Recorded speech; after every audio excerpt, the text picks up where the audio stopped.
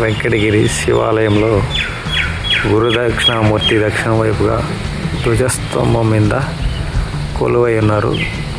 ధ్వజస్తంభం చాలా పొడవైనది, ఒకే రాతి మీద నిర్మించి ఉన్నారు.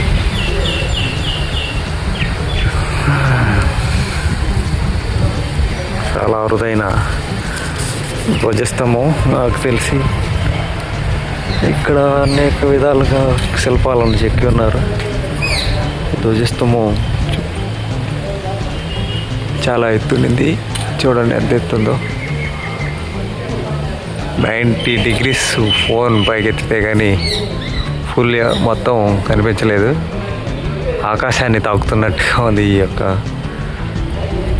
ధ్వజస్తంభం. ఈయన దక్షిణామూర్తి దక్షిణ వైపు కూర్చోన్నారు. ఈవిడ అమ్మవారు.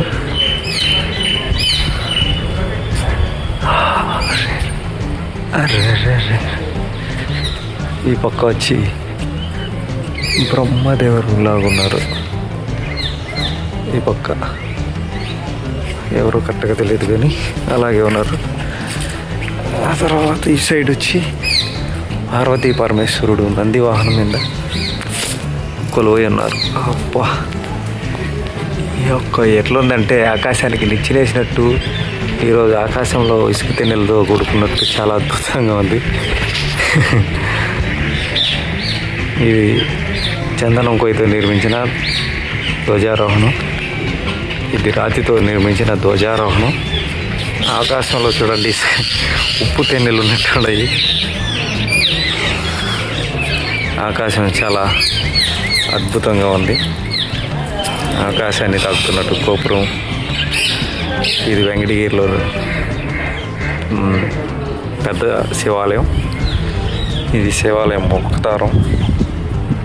కొన్ని అనుకోని కారణాల వల్ల మాకు ఏ రోజు ఈ భాగ్యం కలిగింది. అది అందరికి చూపిద్దామని ఇలా వీడియో తీస్తున్నాం. ఇంతకుముందు ఇక్కడ చాలా పెద్ద చెట్టు ఉండింది, అది పడిపోయినట్టుంది. మళ్ళీ వెంటనే వేరే చెట్లు వేసినట్టున్నారు. ఇది ధ్వజారోహణం, పెద్దది, అతి పెద్దది, పురాతనమైనది.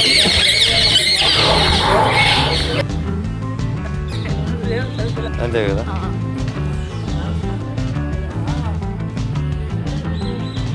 ఈయన కృష్ణ భగవానుడు గోవు మీద పిల్లను గ్రోవిస్తున్నట్టు చిత్రం.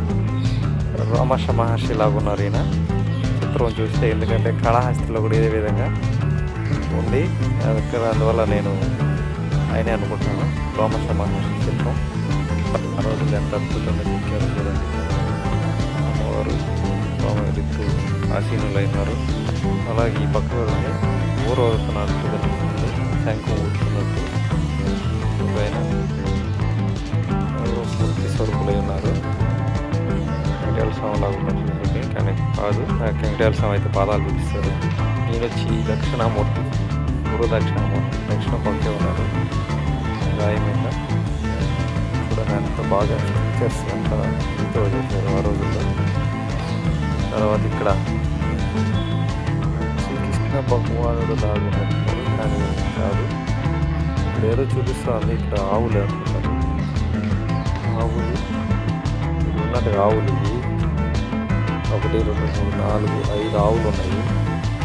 నేనేమో పైకి ఎత్తున్నారు. ఏంటది చెట్టు తెలియట్లేదు కరెక్ట్గా ఏమనేది. మీరే చూసిన వాళ్ళు గెస్ట్ చేసి చెప్పండి. దీని గురించి తెలిసిన వాళ్ళు ఎవరిని ఉంటే.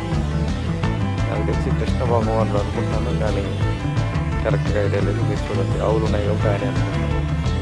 ఇక్కడ ఒక ఋషివర్యులు ఉన్నారు. ఈయన ఎవరనేది నాకు కూడా కరెక్ట్గా ఐడియా లేదు. మీరు ఇంకేమైనా తెలిసింటే కామెంట్ చేయండి. ఋషివర్యులు ఉన్నారు.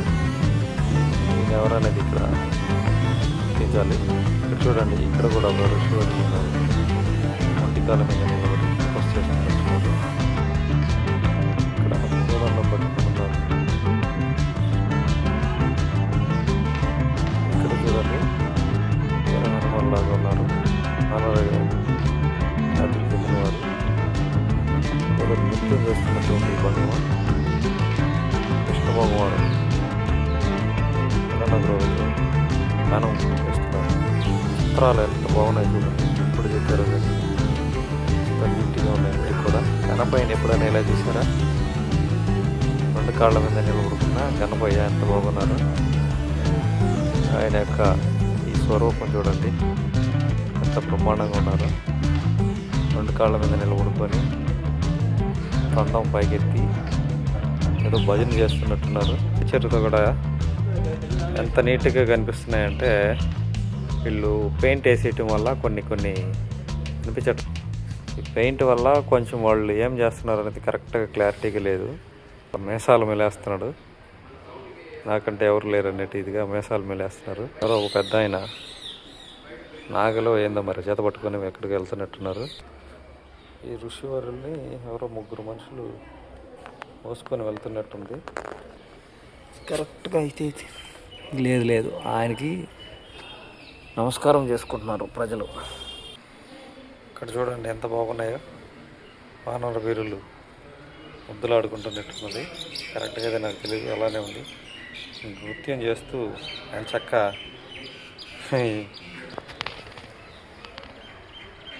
చిలుకని చేత్తో పట్టుకొని లాలిస్తుంది.